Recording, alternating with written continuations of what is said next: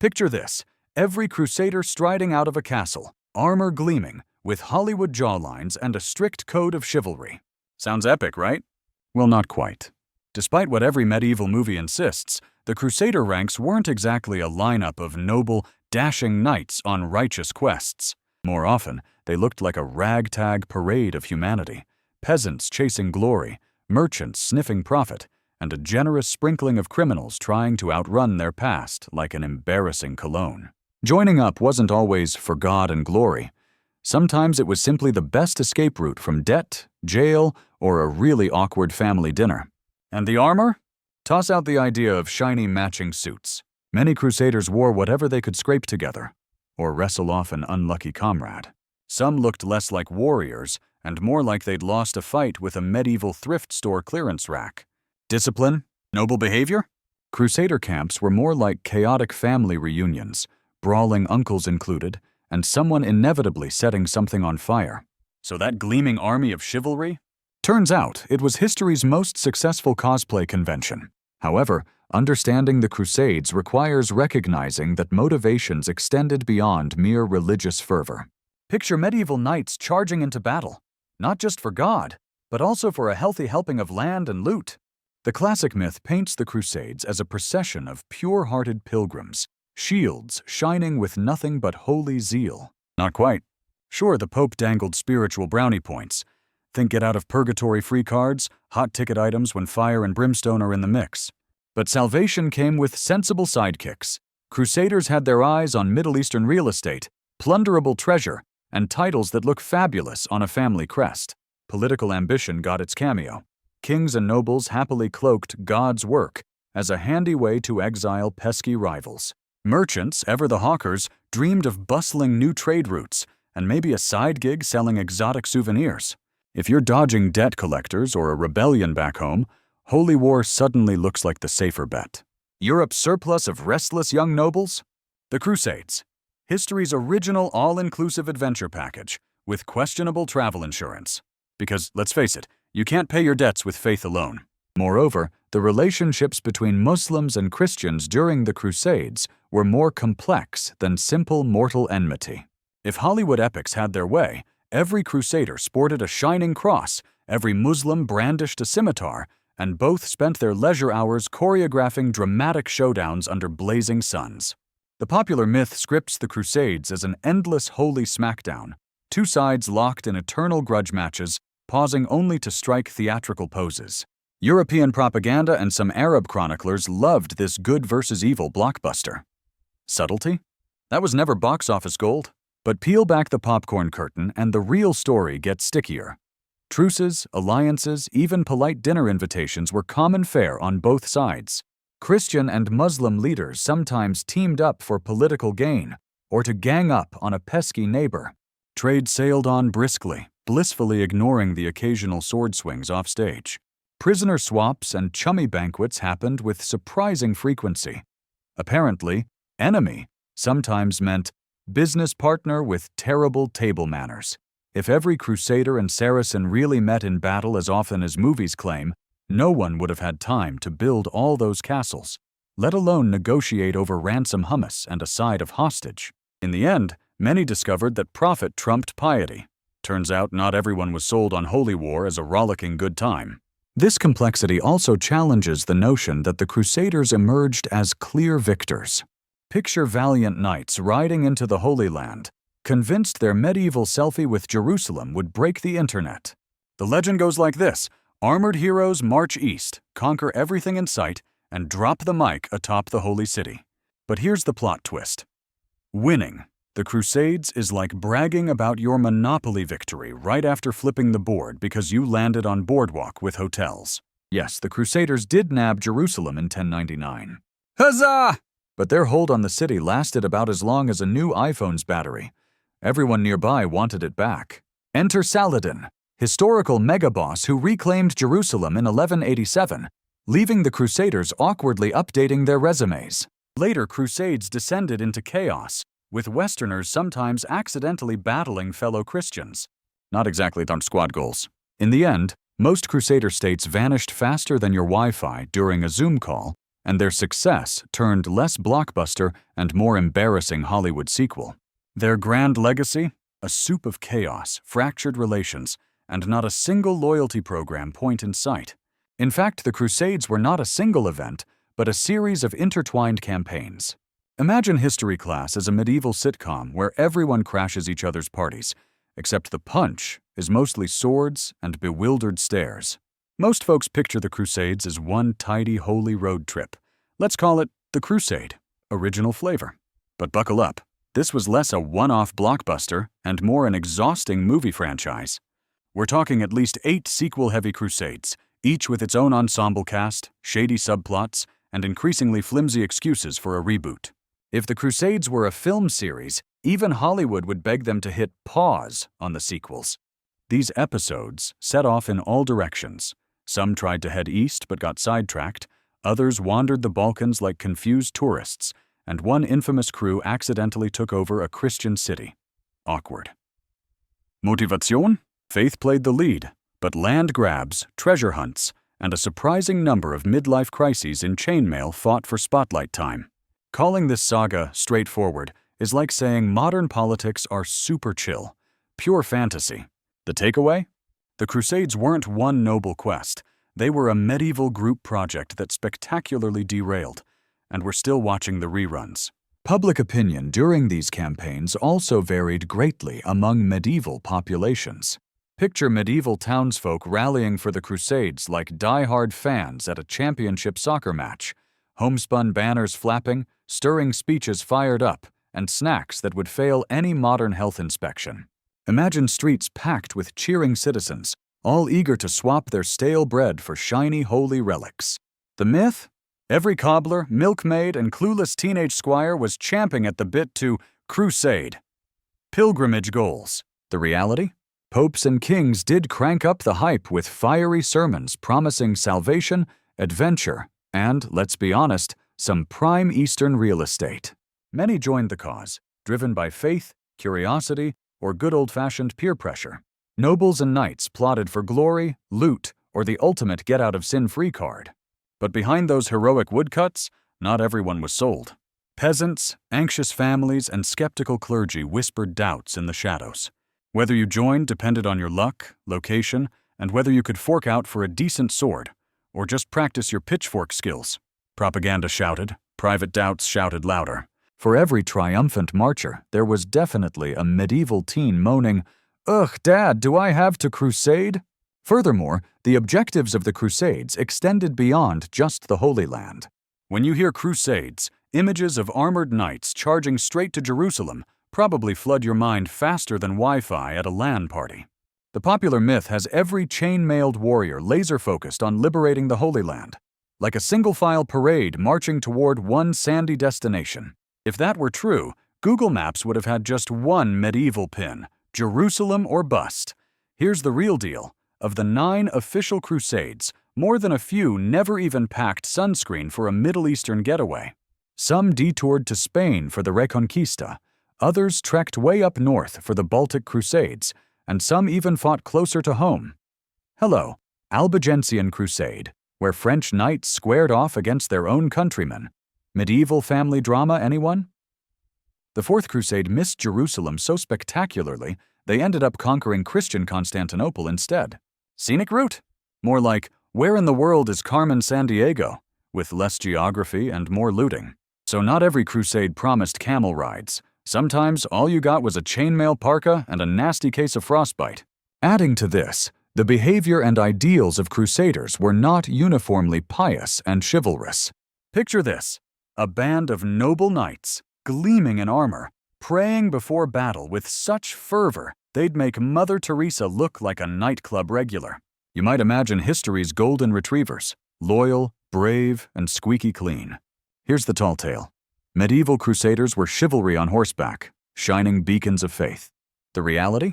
More Jersey Shore on a pilgrimage than saints in shining armor. Let's face it, many crusaders were about as pure as a mud puddle. Sure, some went for religion, but plenty were chasing gold, adventure, or a one-way ticket away from angry creditors. Chivalry. If pillaging cities and the occasional civilian collateral damage counted, then yeah, they nailed it. Don't steal your neighbor's livestock? Not exactly in the knight's handbook. And turn the other cheek? Sometimes that meant, wait, did I leave my loot back there? The Crusader caste wasn't all knights either. Merchants, peasants, and exiles joined the party, motives ranging from piety to, hey, this sounds like a killer road trip. Ultimately, Jerusalem saw less shining armor and more Game of Thrones-level chaos. Holy land, meet holy mess. On the other hand, the Muslim world was not a united front against the Crusaders. Was the medieval Muslim world one big happy family, united arm in arm to repel the Crusaders? Spoiler alert, about as likely as a group chat actually staying on topic. Popular imagination loves to cast the Seljuks, Fatimids, Abbasids, and neighbors as a seamless super squad, locking shields and kicking Crusader butt in perfect sync. But uniting the medieval Muslim world was more like herding cats, if the cats were fueled by centuries-old grudges and a flair for drama. Here's the reality check. Most Muslim rulers found squabbling with fellow Muslims far more tempting than facing armored Europeans rolling into town. Probably because, hey, at least their enemies spoke the same language. The Seljuks and Fatimids, for instance, bickered like siblings trapped in a never-ending car ride. Sometimes, Muslim leaders even cozied up to European crusaders if it helped settle scores with their Muslim brothers. During the First Crusade, the only thing the Muslim world unanimously agreed on was disagreeing. These epic divisions kept the Crusader states afloat far longer than common sense or strategy should have allowed. Only later, with rock stars like Saladin stepping up and delivering some TED Talk-worthy rallies, did unity start to flicker on the horizon. The Muslim world's initial response to the Crusaders? About as coordinated as a flash mob operating without Wi-Fi. Looking at a broader scope, the Crusades were not confined only to the medieval period. If you thought the Crusades wrapped up with chainmail and questionable hygiene, think again. Most imagine them as a short Middle Ages saga. Knights clanking armor, castles under siege, and everyone desperately in need of a bath. The common myth declares the Crusades neatly boxed into the 13th century, filed away with jousting tournaments and Gregorian chants. But here's the twist. The crusading spirit had serious stamina. Like a chart-topping hit that just won't quit, the Crusades rolled well past their classic era. The Siege of Vienna in 1683, not just a bad week for city walls. That was billed as a crusade too. And colonial Europe? You guessed it, some crusades swapped swords for pith helmets and passports. By then, crusade had become history's most versatile buzzword, jumping from holy wars to political causes faster than a knight switching steeds. Meanwhile, pop culture keeps cramming the Crusades into a medieval box, ignoring their blockbuster sequels. In reality, they're less Lord of the Rings trilogy and more an endless Fast and Furious saga. Always another installment, a fresh look, and the same overambitious travel plans.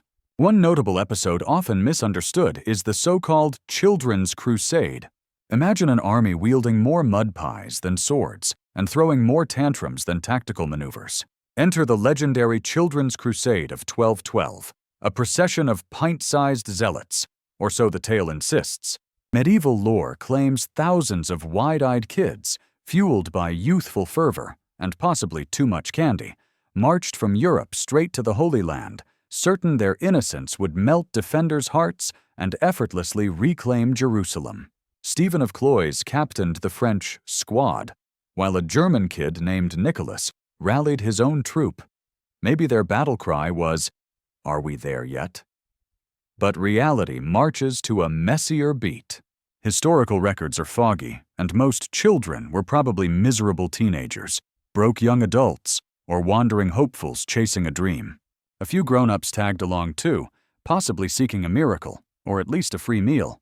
Instead of triumphant conquest, the Crusaders made it as far as Italy before things unraveled. Some were sold into slavery, others simply drifted home, and not a single epic toddler battle was ever recorded. If only bedtime monsters guarded Jerusalem, the outcome might have been different. The truth? Medieval storytellers had a knack for fairy tales, not facts. The diverse appearance and equipment of Crusaders goes beyond the simple image of chainmail and crosses. Picture a knight gleaming in silver, draped in chainmail and holy bling, ready to reclaim the Holy Land. or at least snag best dressed at the siege. A squad of crusaders, uniformly kitted out in chainmail and crosses, marching in formation like medieval cosplayers at the world's most painfully earnest costume party. Pop culture loves this chic narrative, selling the Crusades as if they had a strict dress code. Think extreme Catholic school uniforms, but with more swords. Here's the twist. If chainmail was the ultimate fashion statement, it was also a wallet buster. Many crusaders rocked padded gambesons, scale armor, or early plate, whatever their local blacksmiths and budgets could muster. Sure, everyone wore a cross, but it wasn't always a billboard. Sometimes it was just stitched on, hastily painted, or manifested as a stubborn tan line. Now that's dedication. Nobles flaunted custom suits. Your average foot soldier was just hoping to afford socks that weren't threadbare. On the road, practicality ruled, chainmail in the desert. Instant regret. The true Crusader style was mix and match chaos, and by round 8, spicy heraldry always outshone the dull mail. Additionally, the fall of Jerusalem in 1099 did not signify the definitive end of the Crusades. Was the 1099 fall of Jerusalem really the Crusades' season finale, or just an early cliffhanger? Most picture the Crusaders storming Jerusalem, cue triumphant fanfare, and then the credits roll. But if Jerusalem in 1099 was the end, medieval Netflix seriously missed the "Are you still watching?" prompt. Nobody found the remote, and the drama kept autoplaying. Sure, the Crusaders' capture was blockbuster material, more muddy sieges than fiery dragons, but ratings gold nonetheless. Here's the twist.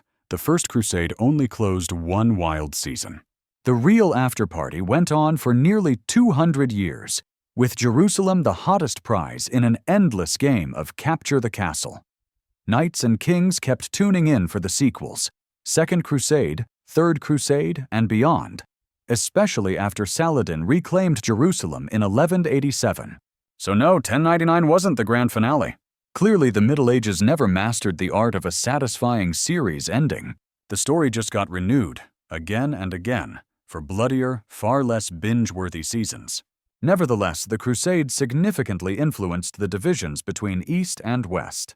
When grudges come to mind, most of us think of family board game night, not thousand-year-old medieval warfare. Yet popular lore loves blaming the Crusades for an eternal feud between Europe and the Islamic world.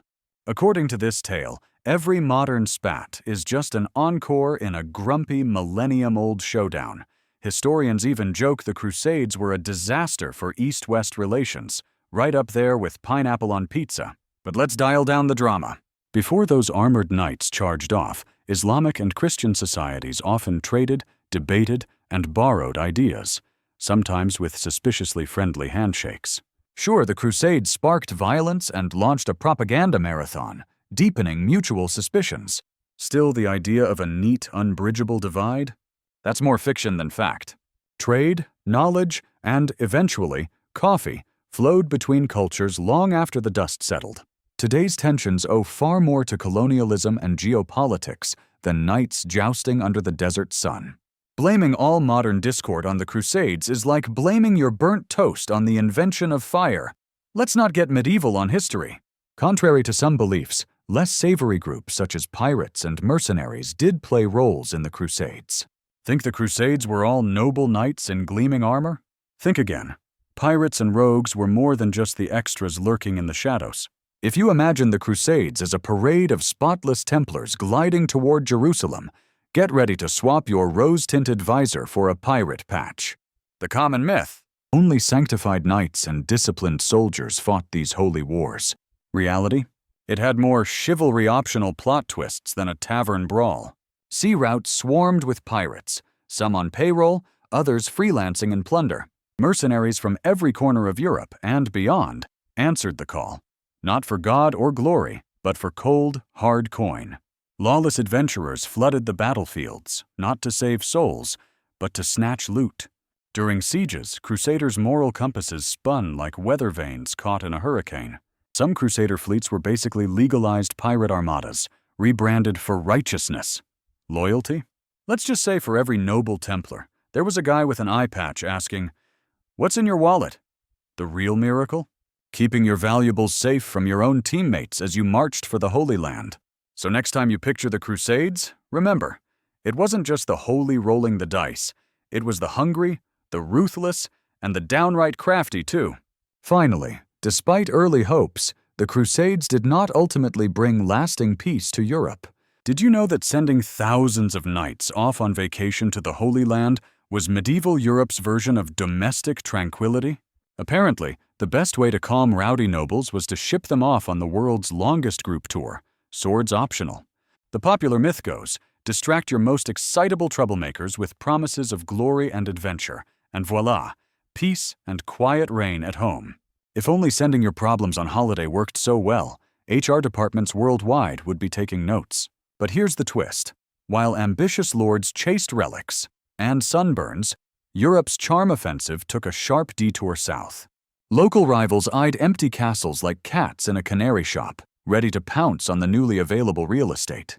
Far from bringing harmony, the knight exodus often fanned the flames of turf wars, with would-be heirs and rivals swinging for the fences.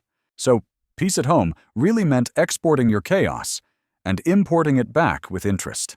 As Europe learned, nothing says domestic tranquility quite like a blazing neighbor's yard. Now, who's ready to sign up for the next group retreat?